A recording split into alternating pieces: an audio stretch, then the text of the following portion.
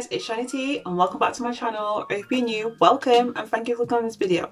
Today's video I'm going to be talking about how I passed my theory test. So if that sounds like something you're interested in, then stick around. So guys, I'm going to give you the tea. I'm going to give you my tips and tricks on how I managed to pass my theory test.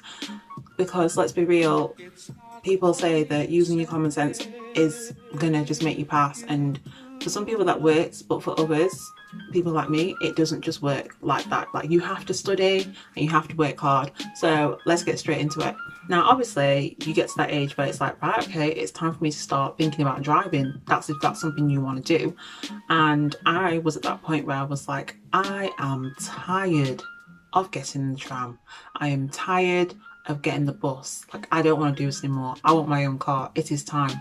So it was, it was like, it's time to get my own car and get things rolling.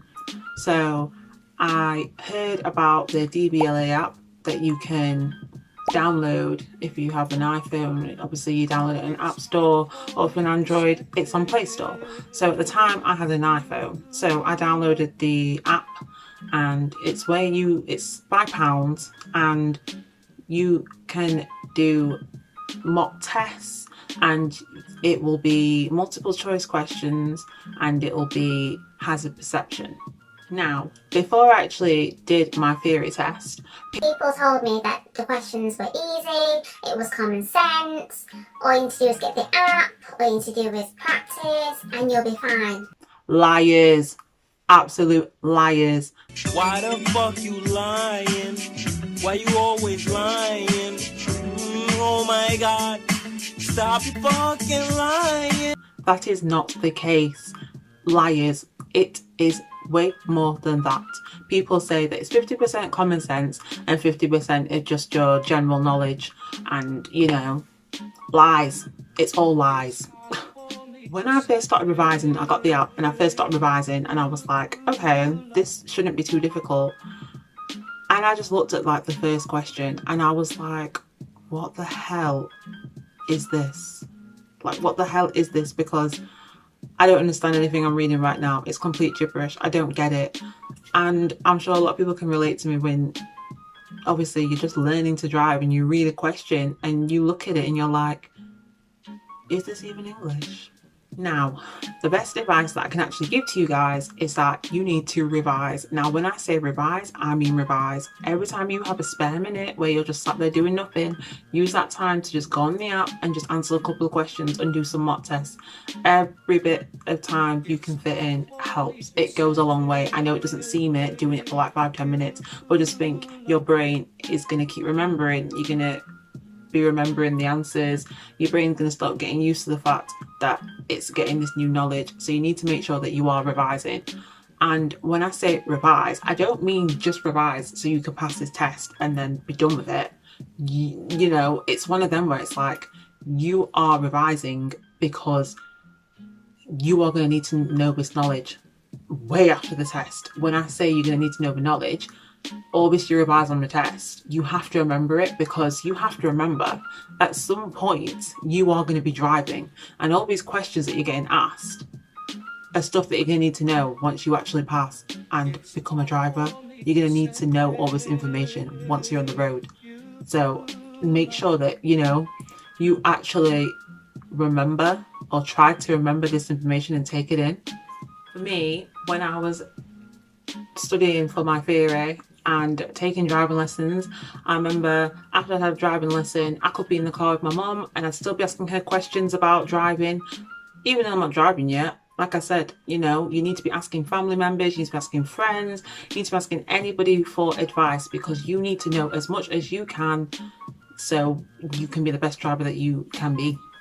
And for me, it's like I'd be driving, and because you've been on your driving lessons and stuff, obviously you know to look out for signs, because you learn that when you're driving. You need to learn the speed limits, on the roads.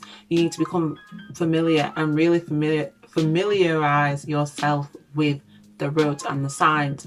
So it could be that the signs, I look at them, and the thing that's crazy is that I've been driving for 3 years now, and to this day, I still be looking at signs, and I still be asking my mom, or you know, anyone I'm driving with. I'll be asking questions, or I'll be talking about the roads, or be talking about driving, because you never know enough with driving. You need to expect the unexpected when driving. Now, there's two parts to the theory test. There's the multiple choice and there's a hazard perception. You need to pass both parts of this to actually pass your overall theory test. First, I'm going to talk about the multiple choice. So the multiple choice has 50 questions overall. There are random questions. It could have anything to do with what's the speed limit on a dual carriageway. It could be about random stuff about what's under the bonnet. It could be asking you, what does this symbol mean? So I remember there were some questions where it would bring up a symbol and it would ask you what it meant. So it could be a bunch of questions. Out of 50, you have to get 43 to pass. That is the pass mark. 43 out of 50 to pass. And the overall pass mark, if you're working it out as a percentage, would be like 86%. Now, with the hazard perception, there are some video clips that you will have to watch, and you'll be sat at the computer with a mouse, and developing hazards will be coming your way on the screen. Sometimes it might not be a hazard, but sometimes it will be, and it's up to you as part of the test to decipher whether it is actually a hazard or it's not. So I think what it was for me was that the closer you are to the hazard, the less points you get. So your aim is to make sure that you spot the hazard as soon as possible, because it's more points, and you need to get 44 out of 75 to actually pass. That is your pass mark. But they also say, do not click too early, because if you don't even see a hazard, for example, and you just click it, you'll just get nothing. So now I'm going to talk about the things that you'll actually need when you have your theory test.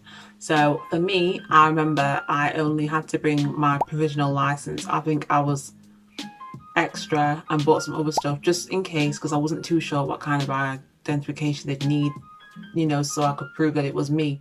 But I've also been looking on the NHS website, and I know they've also been saying that because of COVID, you would need even more stuff now. So I think they're saying now, you know, make sure to bring a face covering whilst, you know, you're there, because you can't, you know, with the restrictions and everything going on, you're going to need a face covering, so a face mask. Now, when you have the test, you're not allowed to take your belongings in with you at all. You know, no coat, no bag, nothing. So I remember for me, I had to go to the desk and hand in my bag to this lady, and she double checks it's you. She asks you what time your test is, whatever. She signs you in, and then she takes your belongings, and I think you're given like a ticket. I don't know if things are still the same now, but I was given a ticket, and this was so when I give her that ticket, she knows which belongings, you know, were mine, and she could just give me them back. Now, because of COVID, I don't know if this is still the same, but with me, there were about 6 other people in this room. So you'll walk into this room, and just before you walk in this room, there's like a woman stood there, and of course they're keeping an eye on you to make sure that you're not cheating, and she'll double check you again just before you walk in to make sure you've got nothing in your pockets, and then she'll be like, right, when you're ready, you know, go in.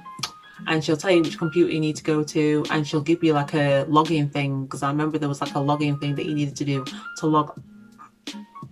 I remember there was like a login thing that they needed to give you to be able to log onto the computer, specifically designed for you to take your test.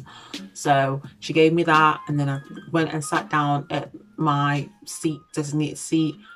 Do you remember when you were like in school? I don't know if anyone had isolation. I didn't, but this is the best way to explain it.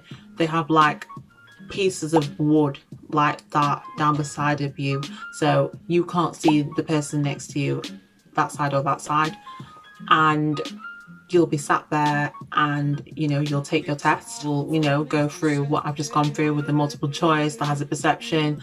Once all that's done, it'll give you it'll tell you that you've done and that your test is complete. Once you've done, you get up, you know, you walk towards the door. The woman that stood near the door will know that you're finished, because she sees you walking towards, and she'll tell you, right, great, you know, tell you to go and get your things.